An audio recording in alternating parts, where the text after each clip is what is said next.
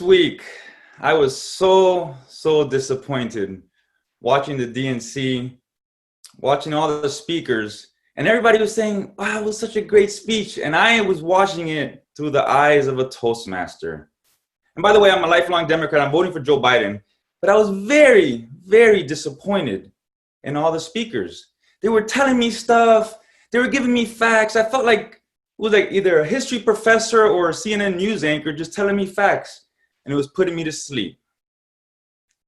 But then on the last day, Dr. Vivek Murthy, by the way, he only had like 2 minutes to speak. He did something that was very powerful, and it kind of brought a tear to my eye. I kind of felt what he was saying. He showed me Joe Biden's character. He said that the first time he met Joe Biden 6 years ago, his whole family was there. His grandmother was there with the wheelchair. And Joe Biden came up to his grandmother and got on his knees next to her and said, "Thank you for trusting us and bringing your family to America. Thank you for trusting in the USA." And when he shared that short story, I was moved. I really felt that Joe Biden is a man of character. But most speakers don't do that. Most speakers make the critical mistake of trying to give you facts and educate. So I'm going to share the 3 critical things that should be done in this order for an incredible speech. The first thing that should be done, and I think this will surprise you, is you should entertain. Now, what I mean by entertain is not to start off with a joke or try to be a comedian. That's not what I'm saying. You should entertain by engaging with your audience, having them smile, having them laugh, having them connect with you. The audience has the most critical thing. They're giving you their time. So you want to really have them feel good. And you do that by sharing a personal story. And if you share a personal story with dialogue, it will naturally be funny and entertaining. Now, tragedy plus enough time is comedy. So think about a story you may want to share from your past. For example, I shared a story of how I wanted to go to the NBA. I was going to be the first Cuban Michael Jordan. Well, that's tragedy. A short Cuban trying to be the first Cuban Michael Jordan. Enough time had passed. When I shared this with the teenagers at the U of O keynote speech, they were entertained by me explaining how I was going to be a baller and how I'm still a baller. But I wasn't telling a joke. I was just telling a personal story that was entertaining for those teenagers.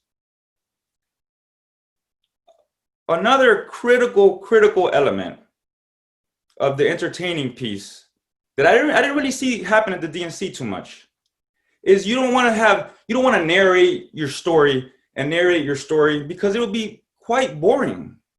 So for example, many of you last time heard me give this little intro, but if I would have started off at the U of O and told the kids, the high schoolers that wanted to go to college, if I said, my father really impressed upon me the importance of a higher education, and I should seek a higher education, and that way I don't have to work hard in a blue-collar job for the rest of my life like he was.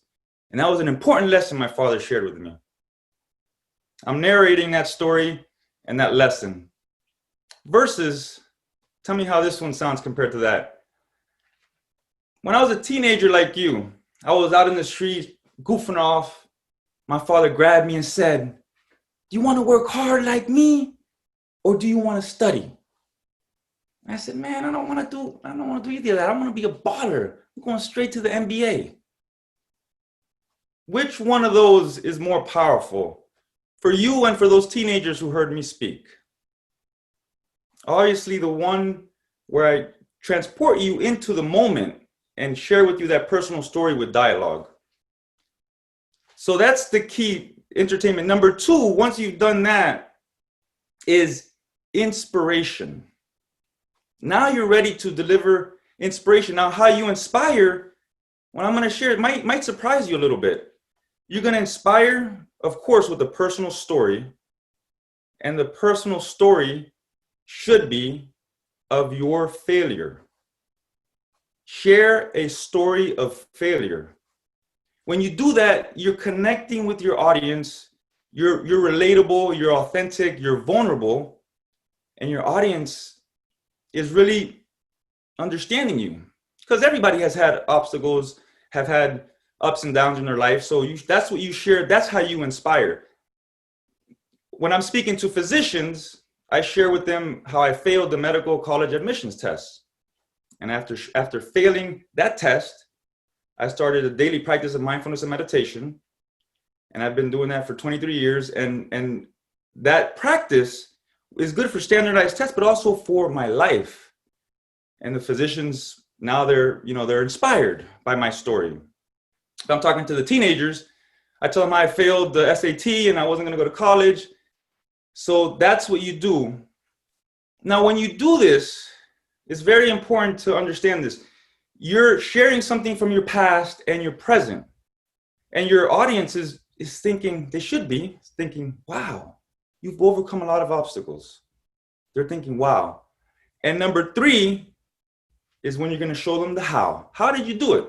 So that's the third element of a killer keynote, is when you start to educate, you instruct, you give the lessons. And that's where you give them the practical steps of how they can do what you did to be successful. What I saw at the DNC was all they were doing number 3. They were educating, instructing from the beginning and all the entire time. And I was put to sleep. But if you do it in this order, your audience will be moved and they will take in your message, the lesson you have to share. Now, part of this last piece, the education piece that you do in step number 3, is you want to have a hook throughout your speech, like a foundational phrase. You want to have something that when you say it and when your audience thinks about your speech in the future, after you've said it, they can go back and say, wow, I'm absorbing the entire message. Just think about the mustard seed parable. If I said the mustard seed parable to you, if you're from the Bible, you get all the lessons from the Bible. If you're from the Buddhist tradition, you get all the lessons from the mustard seed parable. So a foundational phrase, for example, that I had for a couple of recent keynotes was, do you want to work or do you want to study? I said, study what you love. You transform your work into your play. And the other one many of you heard was 5 small words. And the 5 small words that I revealed later was, you've got what it takes. And you've got what it takes. The audience is going to remember that phrase. And a recent one that I gave as well at the Unity Church was, there's one thing that cures all maladies, and that's unconditional love. So when you're formulating this keynote, you want to have a foundational phrase that the audience can take with them and remember your message. That's pretty critical. I've spent a lot of blood, sweat, and tears, a lot of failures. I've given a lot of awful speeches, and I've given a few good ones. I've read countless books and seen videos and TED Talks and Distinguished Toastmasters videos. So many. There's thousands and thousands of tips, public speaking tips to give a great speech. But I'm going to share with you, I did all the work for you. I'm going to share with you the top 10, in my opinion, that will take your next speech to a whole new level. These are the top 10 most critical things. And this is the order too. The number 1 most critical thing, of course, is entertain. Number 2, that's when you do an inspiration. Number 3, that's when you get to educate. You give your lesson, your instruction. And number 4, you guessed it, you do number 1, 2, and 3 with a personal story with dialogue. You sprinkle in the dialogue to bring the audience to your history right there, and they can learn the lesson right away. Number 5, a foundational phrase I think is critical to make the speech memorable. Green. Number 6, and this one I think is very powerful, but it does this trick. Number 6, have the Toastmaster introduce your past and your present and create a wow in your audience. Wow, they've overcome a lot of obstacles to get to where they are. So then you in your speech, the meat of your speech could be on the how you did that, the process. You can give them your secret to how you did it. And your interest is going to change based on your audience, of course. Number 7 is the how, you deliver your process, your formula. Number 8, and this is a critical mistake I used to make that I'm no longer making. Number 8 is never memorize a speech verbatim. That's the most critical mistake you can do. You'll sound robotic, and you want to remember images of what you want to say, and then each time you say it, you're going to use different words, and you're going to sound fresh and spontaneous, and you're always going to deliver an excellent speech over and over again with different words. Number 9, never start or end a speech with a joke or a quote. That's a critical mistake I used to make. People want to hear your own words. They want to hear your own words. Maybe you can sprinkle a quote in the middle of your speech, but never start it or end it with a quote. Last but not least, number 10. Throw away all these rules I just shared with you. Throw away all these tips. And if you do one thing and one thing only, is deliver the speech with passion and energy. And that's why Bernie Sanders, by the way, is one of my favorite speakers, because he has so much passion and energy. I don't care what rules or tips he uses of public speaking. I connect with him because of his energy and passion. And if you do that, it's going to be a great speech no matter what. But if you use these elements that I shared with you, it will be very memorable for many years to come.